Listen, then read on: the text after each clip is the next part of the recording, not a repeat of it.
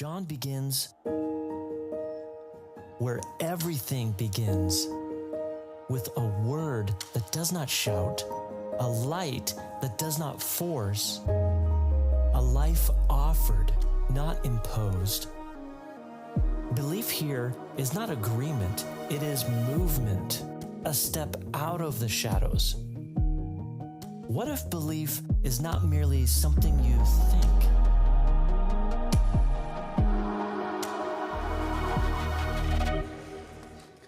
All right. Well, good morning to the second crew. I'm Dan. I'm one of the pastors here on staff. And, you know, You got a cheerleading section over here. I don't understand that. But anyways, you know what? It's been a kind of a battle of a week, you know, and I was just reminded this morning, the battle belongs to the Lord. Amen. Who needs to hear that? The battle belongs to Him, and we walk in victory with Him. And I'm one of these guys. If I didn't introduce myself, I'm Dan. I'm one of the pastors here on staff. But if you're new here, I'm so glad you're here. Make sure you come next week, Easter week. The best teacher of all, you know, next to Jesus, our senior leader, our lead teacher, Ron Marsh, he'll be here. So today you have me, you know. And I'm a knucklehead. I'm one of those guys, I do not learn my lesson well, you know. I can go through something, and I don't always learn from it. Are you here? Are you kind of like that too? It's like you do something, and you should learn from it, but you find yourself doing it again and again and again. To me, it's kind of like a challenge maybe. You know what I mean? Like, let's see if I can figure this out. Let's see if I can beat it. For example, can I beat the cops? Now, I'm not talking about speeding because I'll never win that one. But can I convince them not to give me seatbelt tickets? And for a number of years, you know, I would be like, I refuse to wear my seatbelt. And I would get pulled over like 7, 8 times, you know. 3 in 1 year, and I could have sworn they must have had my photo taken and put in the patrol cars. It's like you don't even have to know that he doesn't have it on, just know he doesn't have it on. And so I was right here at the stoplight, and they got me pulling into the parking lot. Oh, they got to be kidding me. Of all places, right here where I work, to pull me over, you know? And finally my wife was like, will you please put your seatbelt on? It's costing us money. We don't have money to waste like that. I'm like, all right, my wife won that one, right? And so I learned my lesson financially. This is not a good idea for me. Just wear the seatbelt. Safety aside, I'm sure that's a good reason too. But anyways, I just was battling that. There's another lesson that I learned really good, and I learned it really fast. Car batteries explode. I mean, nobody taught me that. I taught myself that. A battery taught me that. You know, I'm a young guy. I'm in my 20s, and I'm changing a dead battery in my truck, you know, and I'm like, well, just loosen the bolt. That's all you got to do. Take the bolt off the red, the bolt off the black, pull out the battery, put in the new one. I had no idea what you should not ground a positive meant. Ground a positive? What is ground a positive, dude? You mean you just can't loosen the bolt? I ended up grounding my positive, which means to this day, I still don't know. It tells you the level of an engineer that I am. You know, is red positive or black positive? I will never be sure of a car battery until the day that I die. If you call me to have me jumpstart your car, I'll tell you I don't have cables. I don't. I'll be honest. But even if you had cables, I'm not going to want to jumpstart your car. I don't trust myself around a battery. And that was like 30, 40 years ago almost, right? You know, I got to take a car battery out, and I called Chris Craig. I had 3. I had 3 go out of me last year. Chris, can you help me?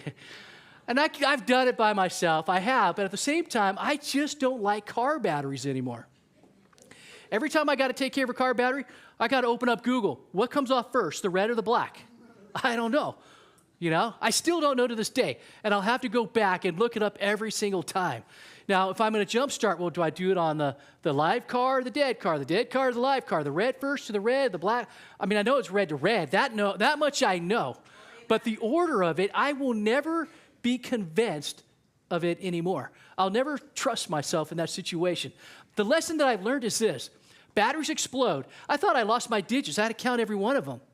We called 911, acid in my face. Man, I'm in the sink, all that kind of stuff. It was traumatic. Sometimes the most traumatic things you go through teach you some of the biggest lessons. Amen. You know what I mean? And have you ever learned from electricity? You think, it's just 3 wires.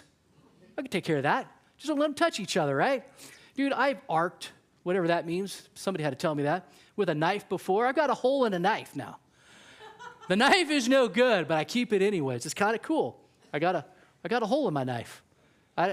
For the life of me, I didn't know. I couldn't do it. Well, you know what I knew? I guess I knew. But I learned my lesson. My knife is never touching another live wire. And again, electricity is a great teacher. Storms and struggles are great teachers.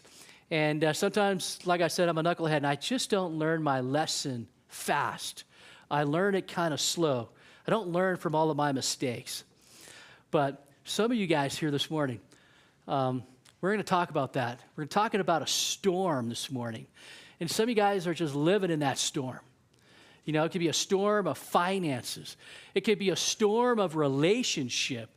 It could be a storm of health. Whatever it is that you're going through, the storm can teach you something if you allow it to, Just like the car battery taught me that I better do it right next time. I've never exploded another car battery since then. I don't know if anybody else has ever exploded a car battery. I might be in a very rare category of the lesson learned of blowing up batteries. But you can walk through some massive debilitating pain. And it's like, am I ever going to get through this, right? Or you go through these financial problems, you just hit after hit after hit. I thought I take my car into the mechanic. It's like, hey, you got your 8th cylinder, the lifter's not working. I go, what does that mean? I'm not a mechanic. I mean, what does that mean?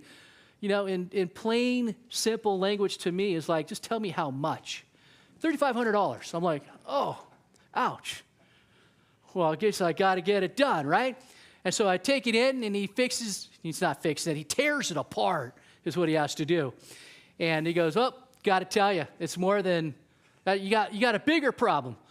And I'm like, what's the problem? And he tells me what it is. I haven't a clue what it means. And I go, what does that mean in dollars? $7,000. I'm like, oh. Well, I go, what are my choices? He goes, well, you can get a tow truck and tow it out of here. I go, no. He tore the whole truck apart. I'm just going to I had to pay $3,500 just to put the car back together, right? And then he fixed the lifter, but I still had that other problem that's going on in my truck. I'm like, sometimes, it's just, this saying, right? When it rains, it pours. You guys ever been there? You feel like it's just pouring. It's like, oh man, it's just hit after hit after hit. Sometimes we're most associated with that with our finances. It's like, the car bills, the car repairs, the health bills, the doctor visits, all these kind of things are just, the rent and things are breaking. You got to fix it. And it's just money. It's just going faster than you make it. And it's like, man, am I supposed to learn a lesson from this? I don't know. I just do. I don't always process sometimes, but so if it's relational, or if it's a health issue, it's a parenting issue, and you're saying, I'm just going to go through this thing. I'm going to go through it faithfully. I'm going to go through it joyfully. I'm going to do my best to have the best attitude and just seek the Lord in all these things. And you do that, and you find yourself in the storm again, like months later or years later, and you're like, man, I don't want to go through that again. Why is that happening? I know that God is good. I know that God is faithful, no matter what the outcome is. But I don't like it. I don't like it when my finances get hit. Anybody? No way, dude. I don't like it when I have health issues. Man, I had one that was concerning me not too long ago. You just start thinking worst case scenarios sometimes. Well, what does that mean? What does that mean? Don't look it up. There's always something worse than what it actually is, right? And then it's just like the same pressures, the same emotions, the same fears. Sometimes with health, man, it becomes one of our biggest fears. Oh, I hope this isn't a bad one, all right? and you get some of these questions. You're like, man, why am I here again? I think the easiest thing for us to identify with sometimes is being a parent. That we know this feeling all too well when we're raising our kids.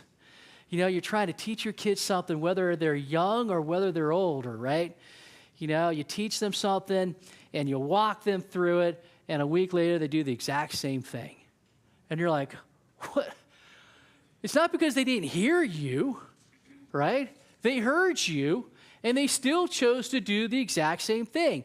I mean, we could tell our young kids, don't touch that, or don't go running in the street. And we tell them over and over and over again, right? Or when our kids are older, like in high school, if you got those, some of those parenting years are super difficult. I mean, they're hard, right? Bonfires, they're not good at night. Nothing good happens around a bonfire at night. I mean, as parents, we know that. As teenagers, what do they want? They want bonfires, man, And as parents, man, I don't like bonfires anymore, right? Nothing good happens around that bonfire, Or you find things that you shouldn't find. You're like, what is this? Not mine. You're like, dude, are you lying to me right now?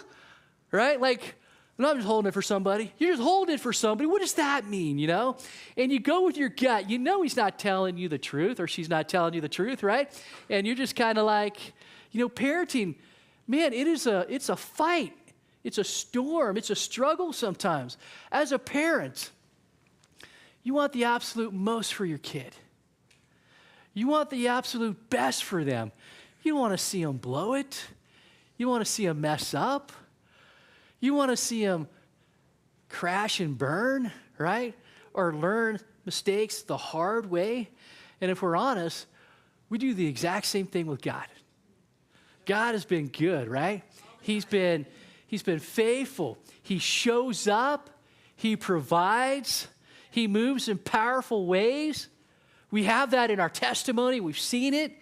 And then we're right back, and we're living in fear and frustration, and we're living in anxiety, And that's exactly where we are in today's story with the disciples. They just saw Jesus feed 5,000 people, 20,000, including women and children. That's a heck of a lot with a Lunchable, right? It's a Lunchable. A couple crackers, cheese, little celery stick, whatever, right? It fed 20,000 people, and they were full. Can you believe that? The disciples didn't just see it, they participated and they experienced it, right? And it says that they didn't understand it, that they just didn't get it. Here in Mark chapter 6, it fills in some of the details of the story. They had not understood about the loaves, and their hearts were hardened. They just didn't get it. They didn't know. I mean, they saw Jesus just do the most amazing thing, and all the people saw it too. Can you imagine a couple biscuits turning into so many biscuits that there was leftovers? And you saw it happen in your hands, and they were holding it. And they didn't understand the miracle or what Jesus did. They said it, they just didn't understand it. And now we find them going into a storm. Because what we don't learn in the miracle, God is going to teach us in a storm. A storm, kind of like a car battery, kind of like electricity. A storm is sometimes going to become your greatest teacher. You're going to learn something in that. So where are we in the story? Jesus is in his public ministry about halfway into it. He's in his second 2.5 years in already. That's what the scholars believe during this time. And Jesus is widely known, right? He's a super popular speaker, teacher, figure at the time. And crowds are following him. Can you imagine 20,000 people following you without invitation? They're just following you. They want something from Jesus. They want to hear from him. They want to see another miracle from him, you know? And sometimes we just get a little annoyed when somebody calls our phone or knocks on our door or pulls up and it's, hey, it's the Omaha truck, you know, the steak truck, right? And we're like, oh, close the windows and turn off the lights. You guys ever do that with certain people? Or like, well, Schwan, I don't know. But unfortunately, I'm one of those yes guys. Steak for a whole year? Yes, sign me up. And my wife is never happy when I do that. I thought she was in the first service. She's in the second service. So I say yes to Omaha Steaks one time. She's like, why'd you do that? I go, because you don't buy me steak. And so she does now, like once in a while, once a week. But I got a whole year's worth of steak in my freezer. It doesn't even fit in my freezer, right? And if you're a salesman, please don't hit me up. My wife will answer the door. And it'll be a no, you know what I mean? And so anyways, that's just kind of a weird side note. I'm not sure why I said that. But anyways, these people are following Jesus, and Jesus just lets it happen. He doesn't turn them away. I mean, that's how receiving of a Savior that you have. He doesn't turn you away. Now, I want to start the message kind of like really right here at the Sea of Galilee. The Sea of Galilee is the world's lowest freshwater lake. It is 600 feet below sea level. It is the second lowest lake in the world next to the Dead Sea, and they're right next to each other, all being fed by the Jordan River. But the Sea of Galilee happens to be the freshwater, and you get a little bit lower, and it's the Dead Sea, and it's just the saltiest water on the planet, right? And it's surrounded by 2,000-foot mountains. And so due to its low elevation and in the hot temperatures, the violent winds just rip through the valleys, and it just creates a storm. It makes the sea just super rough, right? And it is here where Jesus started his ministry, right here at the Sea of Galilee. You can see the mountains in the background. It's just kind of surrounded by it. He flourished here, the ministry did, and he blew up in this place. And this place is like home. This is where he called a lot of his disciples. They're very familiar with this place. They lived and they fished here. And it was here at the Sea of Galilee that the feeding of the 5,000 took place. The 5,000 men, up to 20,000 women and children. And you have to see this in the context of what's been going on. Jesus has been teaching all day, just for hours, multiplying bread, multiplying fish, provision out of nowhere.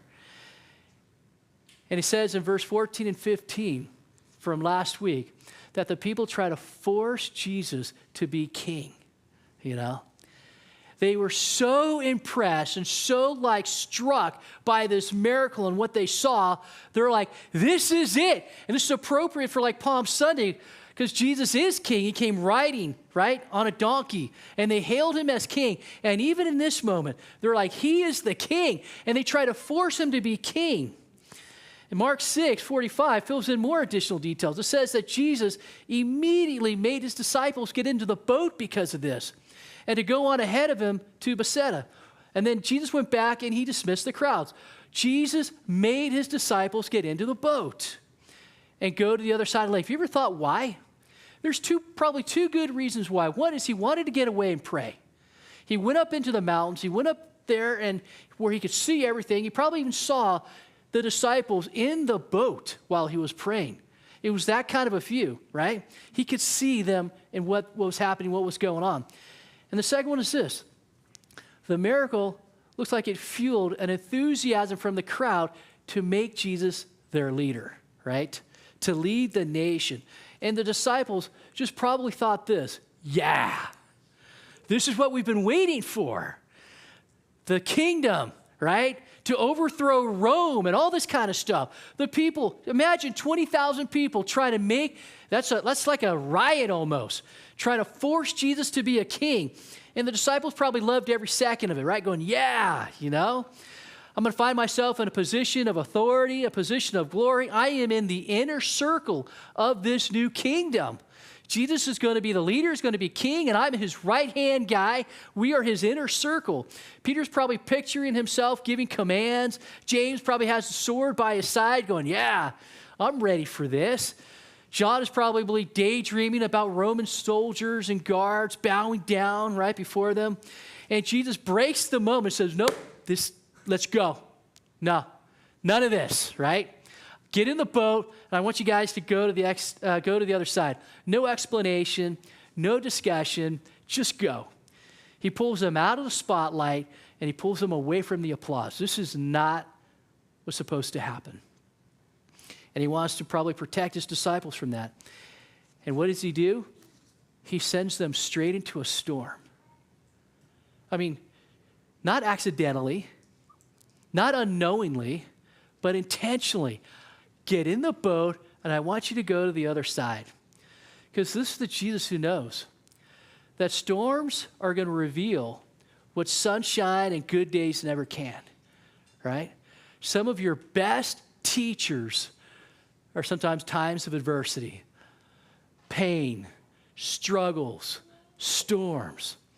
And so the disciples push away from the shore, and then everything just begins to unravel.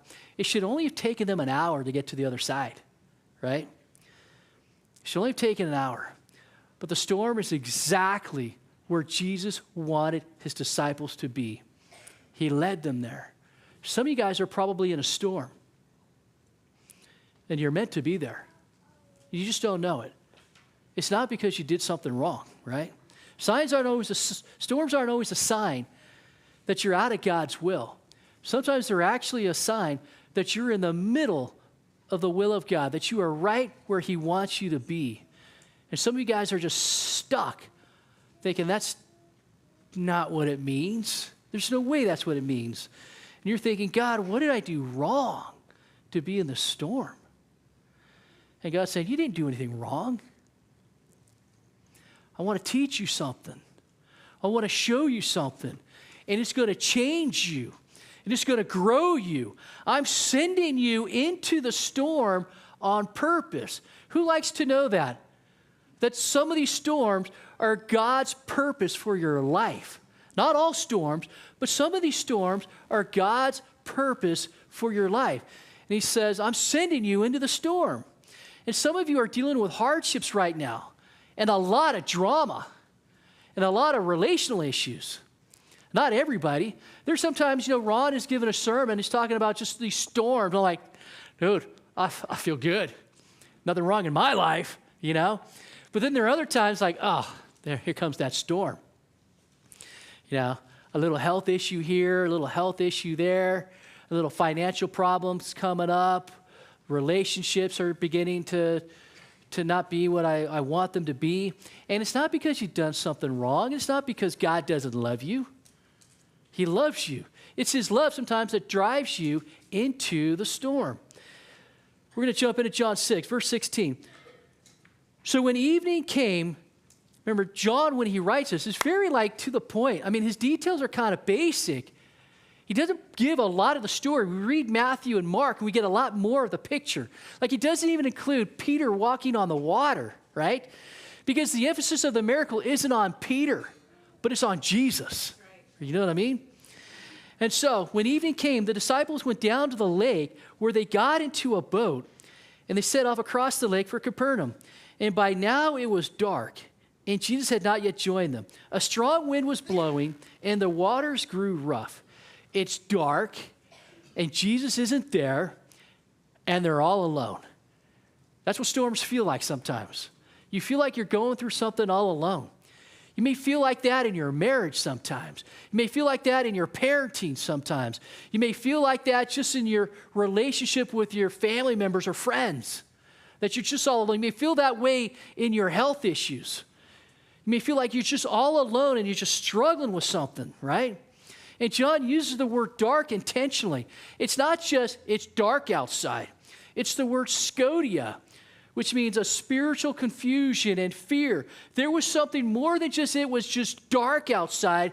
It was dark. Something more. And just because you can't see him, Jesus, doesn't mean he's not coming. I mean, you're doing what you're supposed to do, and it feels dark. You're praying, and it feels quiet. Like, how many times am I going to be praying for my kids?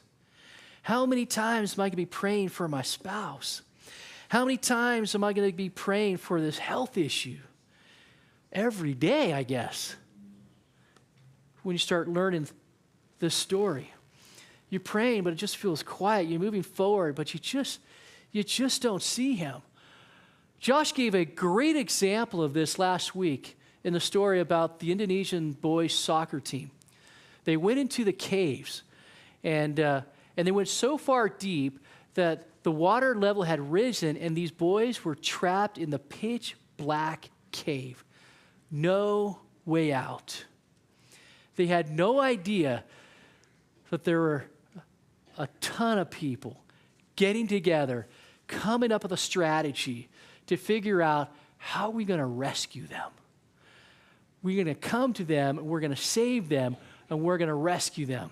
They had no idea that anybody knew where they were or how they were going to get free. Just because they didn't see it, just because they didn't know it, didn't mean it wasn't going to happen. So the second point of the storm is this: the struggle reveals our need for Jesus. How many times have you ever said, God, if you get me out of this, I'll change. I promise you I'll quit. I'll promise you I'll stop. I promise you I'll never do this again. If you get me out of this, I'll give my life to you. I remember this when I went to Haiti. It was 30 days after that massive earthquake.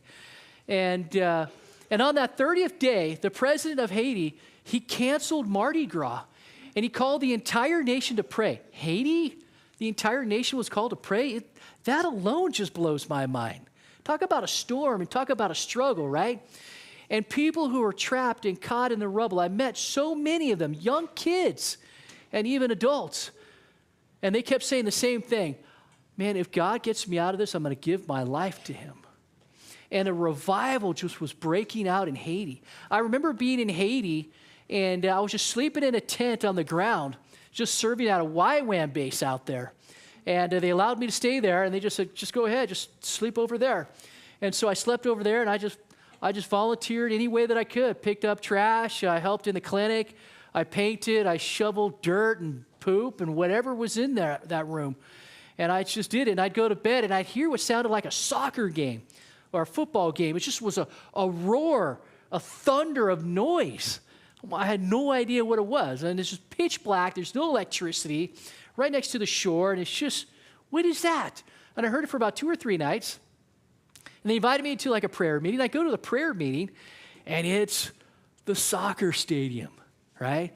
All the noise is coming from there, but it's not a soccer stadium. It's just a field, an empty open field that became filled with thousands of people just worshiping and praying and praising. It's like the revival broke out. Sometimes some of the biggest storms in people's lives brings a revival and puts them on their knees, and they just want to get their life right with Jesus, right? So a struggle reveals our need for Jesus. It says in verse 18, a strong wind was blowing, and the waters grew rough. Man, have you ever been on the water when it's been really stormy? I mean, if you're on a boat, that's a little easy. I mean, at least it's got a motor. But have you ever been on a canoe trip on the water? And, you know, like one year, back when I was a youth pastor, I had this 8th grade ditch day that I did. And so we took a bunch of the 8th graders that were graduating, and we went on a canoe trip. And it was either the Hoover Dam, the Handsome Dam, whatever it is that's close to, like, Nevada, Reno, I think it was over there. And you could just start there at the dam and just go down the river. It was so cool. I mean, they got these like these sauna caves. You walk in and you're like, oh, it's so hot, and you just jump in the freezing cold water. It felt good. And then you just the wind was blowing downwind, so you didn't even have to paddle. You just put your oars in the canoe and just laid there. And then about 2 or 3 hours later, you arrived to your destination. It was awesome. And then they had these hot springs, and not always like pools, but sometimes it's just like a little riverbed about 2-3 inches thick, water just trickling on these pebbles, and you just laid in. It's like, looking at the stars. It's amazing, And we're like, this was so good. We're coming back next year. We came back next year, and the wind was upstream. It was the most miserable week with those 8th graders. They don't paddle well. So you got all of the gear in there and you're paddling against the wind and you feel like you're not making any progress. And it just burns your muscles, it tires you out, and you're like, what happened to the downwind? It was so good last year, right? And now this is nothing but a pain. I mean, this is like no fun. And so a strong wind was blowing and the waters grew rough. And when they rowed about 3 or 4 miles, Matthew says they were in the middle of the sea. Remember, it's only about 7 to 8 miles across. They have literally only rowed about halfway across the Sea of Galilee. It should only have taken them an hour to get across. And we're going to learn that they've been doing that. They've been rowing at this. They've been doing this for about 6 to 8 hours. It's not a fun storm for these guys. They're rowing and they're straining and they're laboring and they're pushing through the resistance. They're fighting the wind. The sea is just rough. But they're making progress. But it doesn't feel like progress. Doesn't that kind of sound like real life? Like, man, I feel like I'm still in the storm. I don't feel like I've gone anywhere, right? It still feels bad. And this is where some of us live sometimes in the storms. Like, will it ever get better? You know, like maybe you got teenagers that are just acting up. Or you got younger ones that are just acting up. And it's like, I just want the best for them. I just want them to win. I want them to love God. I want them to succeed. I want them to just get it. And they have to get it on their own sometimes, obviously. But as a parent, and even in your marriage, or all these other things, you're just not quitting. You're not checking out. You're showing up, right? You're continuing to walk in obedience and continue to carry the responsibility. And you're tired sometimes. It's the same fight over and over again, whether it's your health or your finances or it's your kids, right? And your relationships, you work and you feel like nothing changes, right? You're praying and nothing moves. You're fighting. And it's like nothing is improving. And the wind and the sea just keeps raging. It's like, why does it have to be so hard? But remember, you are moving. And here's the kicker. Jesus is coming, right? He is coming and he will show up. Just like the story of the boys' soccer team, and they were in the pitch blackness. The rescue came. The men came. They were rescued. They were saved. But sometimes it just doesn't come how you expect it, right? It comes sometimes in the fourth watch. Verse 19, when they had rowed about 3 or 4 miles, they saw Jesus approaching the boat, walking on the water, and they were frightened. The book of Matthew in the King James Version says, this is the fourth watch of the night that Jesus came to the boat. I mean, imagine that. A man came to the boat walking on water. Have you ever seen anybody walk on water? It's never happened before, and it's never going to happen again. You may have tried in a swimming pool. You still sank, right? You may have tried jumping off of the dock and just kept running as fast as you could. You still went underwater. It has never happened since. Jesus walked on water, right? The fourth watch of the night, between 3 and 6 in the morning. That is not an hour that I am awake. I am well aware that there are some of you diehards out there that get up that early. To me, that is the coldest, the most quietest, and the darkest hours of the night of the morning. I don't know, but it's part of the night that I don't ever see, unless it's on accident, right? But it is the hardest part of the night. And if the goal of God is to give you comfort, then Jesus is late, isn't he? If God wanted to give you comfort, then he wouldn't have come in the fourth hour or the fourth watch of the night. He would have come at the first watch. But if God's goal is something else, like maybe to change you, to grow you, to teach you something, then the fourth watch of the night makes sense. because Jesus is right on time then. I mean, Jesus didn't rush to the disciples' aid. I mean, did Jesus not know that there was a storm? He was in the storm. He was walking on the water in the storm. He was on the mountain praying in the storm. He knew that there was a storm. And yet, he let the disciples stay out there. Have you ever thought about that? He let them linger. He let them struggle. He let them go through that hardship, that trial. You know what I mean? And these guys were tired. Jesus let them be there. It's not easy to trust in God's timing. Everybody wants Jesus to show up at the first watch, don't you? Who wants to go through the storm? Everybody wants to be delivered from the storm. Anybody not? Everybody wants to be delivered from it. And everything you're going through is so intense that you just want the relief. I don't want this. Nobody wants this, right? I get that. I mean, there have been times, I'd be lying if I tell you there weren't times that I'd just be like, God, just make it stop. I mean, I'll do anything. Just make this storm go away. Just make it stop. I've had the financial problems. I've had some of the health issues. And none of it I want. Nobody wants it, right? But what's really amazing about this storm is this. Jesus came. And that's the thing we got to remember. Jesus came to them. He is a God who walks into the storm right to you. He doesn't go around these storms.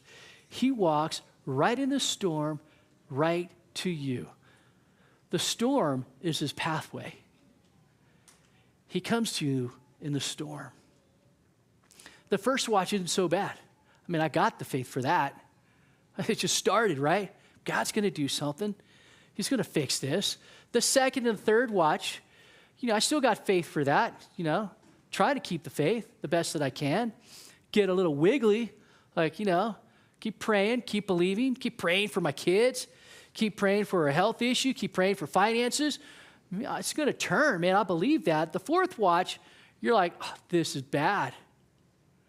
This is where I give up my faith. Maybe I got to figure something out. Maybe I got to do something different, right? The fourth watch is hard. But the big question is this: who has fourth watch faith out there? That's the big question. Who's got the fourth watch faith? I'm good at the first, the second, and the third sometimes faith, but am I good at the fourth watch faith? People who go through fourth watch faith, there's something different about them. They're unshakable. They're unmovable. Right? They've been through something that makes them resilient in their faith. They know something about God, that he's there for them, and he sees them through. You know what I mean? A lot of our missionaries, they have this fourth watch faith, and that's what makes their stories and their experiences so incredible. They can be in prison, they can be beaten, they can be abused, and all sorts of things, right? For their faith. And they persevere, and they stick with it. They don't quit, right? And then they come and they share with you, and they're like, man, what does it take to get that? That's fourth watch faith sometimes right there. And so when the storms come, don't run away. Be that person who's got that fourth watch faith. So if these storms aren't designed to give you relief, what are these storms designed to give you then? I mean, what if there's something on the other side of the storm for you? You just don't know what it is. What if there's just something on the other side of that storm? What if there's something so great? And what's crazy is that Jesus walked on the water to get to his guys. I mean, he walked on water. Sometimes we read that and we're just like, yeah, Jesus walked on water. He walked on water, folks. What more can he do to get to his people? To get to his boys, to get to you? He'll walk on water for you. Right? We've never seen anybody do that. And he walks on water, and pick up in verse 20, but he said to them, it is I. Don't be afraid. And then they were willing to take him into the boat. I guess before then they weren't. And immediately the boat reached the shore where they were heading. The third point, it's in the storm that Jesus reveals who he is. And this is what the disciples failed to learn with the miracle. Who is Jesus? Who is he? And now they learn it in the storm here. It is I, are the words that Jesus said. In the Greek, it is ego eimi. This is huge. Anybody ever heard of the word ego eimi before? Jesus says, it is I, ego eimi. It is the word I am. Jesus is walking on the water, and he goes to the guys, and he's not just saying, hey guys, it's me. It's all good, right? But he says, I am is here. I am. Don't be afraid. I am who I am. It's the same phrase that was used in Exodus 3 to describe the divine name of God. Jesus walks on water, gets to his disciples and says, I am. Don't be afraid. I am that I am. Jesus, the God who walked with Moses, is walking on the water. The God who parted the Red Sea is standing on the waves of Galilee. And he says, don't be afraid. And the disciples are like, what? Are you kidding me? I'm looking at someone who's more powerful than the storm. And he's standing on water. And you're telling me don't be afraid? That's some scary stuff right there. They see God in all his power, in all his authority, in the storm that they're in. That was the lesson that they learned, that they failed with the bread. Who was before them making the bread multiply, right? But now they see this Jesus, the I am, walking on water to their storm. They're looking at someone who's more powerful than the storm. And that's why they're afraid. He didn't say that they were afraid of the storm. That was the first storm that they were in. Remember? I taught that last year. And Jesus was asleep on the boat, and the disciples were in the storm, and they're afraid that they're going to die. So this storm, they feared, right? And they wake up Jesus and like, Jesus, don't you care? We're about to die. Jesus gets up and, oh, you have little faith. He rebukes the storm and calms the sea. Sometimes that's the Jesus we want. The Jesus that'll calm your storm. And sometimes that is the Jesus who comes. He comes and he'll calm those storms. But sometimes he's the Jesus that comes and just says, you know what? I am is with you. I'm here. You don't need to fear because I'm here. The storm didn't stop. It didn't go away.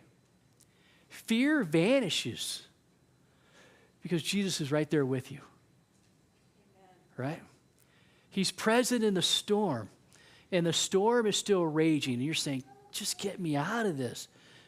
You're begging and you're praying, like, just make it stop. And sometimes Jesus, he will, but then sometimes he just says, I'm here. Which would be a more powerful testimony when you think about these two guys? Daniel in the lion's den, or Shadrach, Meshach, and Abednego being thrown in the fire. Would the story or would the testimony of Daniel have been better or stronger or his life been different if God just said, you know what, I changed the king's mind. He's not going to throw you into the lion's den anymore. Or Shadrach, Meshach, and Abednego, you know what, I changed the king's mind. They're not going to throw you into the fire. I changed his mind, I did that. I can do anything, right? But no. Like Shadrach, Meshach, and Abednego says, even if you throw me in the fire, and it takes my life, I will not bow down to your God. You know what I mean? And so Daniel in the lion's den meets the I am, right? Shadrach, Meshach, and Abednego gets thrown into the fire. And there's a fourth one in the fire with them. Imagine the faith that was built in these guys because of that storm, because of that experience. You know what I mean? Sometimes it's these storms that God reveals who he is in your life and who he wants to be to you. Sometimes we want to get out, but sometimes the best thing to do is just to go through it. And I love how the story ends. It says immediately the boat reached the other side. Dude, there's another miracle there. The storm didn't end because the disciples rowed harder. It didn't end because they figured it out. The turning point came when they let Jesus in the boat, right? And the moment they did, so they made it to the other side. What? How did that happen? It was no speedboat. As soon as they let Jesus in the boat, they made it to the other side. The one who provided the bread is the same one who gets into the storm with you. He doesn't avoid it. He gets you through the storm. Some of you are rowing hard today in your marriage, in your parenting, in your finances, with a diagnosis that's maybe you got, and you're just rowing, and you're trying hard to control the storm. You're trying hard to fix the situation. You're just trying hard to hold everything together. And the answer isn't rowing harder. The answer is the same one that the disciples found. Take Jesus into the boat. You know, because when you take Jesus into the boat, what feels impossible can suddenly bring you exactly where God wanted you to be. You know, I'm not a big fan of storms, but I am a big fan of what a storm can produce in my life and in your life too. And I know some of you guys are in this storm, and there's nothing pleasant about a storm. It's exhausting, it's tiring, and it's beating you up. And God is using the storm as a pathway to you, and He's meeting you. Let's pray.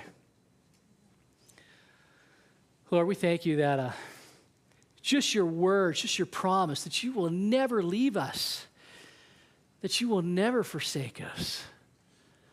God, sometimes you speak peace to our storm, and God, other times you were just right there in the storm with us, like with Daniel and Shadrach, Meshach, and Abednego. And you reveal that there's a fourth that's there, that you're there.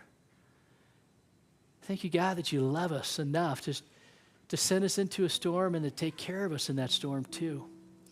And God, I pray for fourth watch faith on these people right now.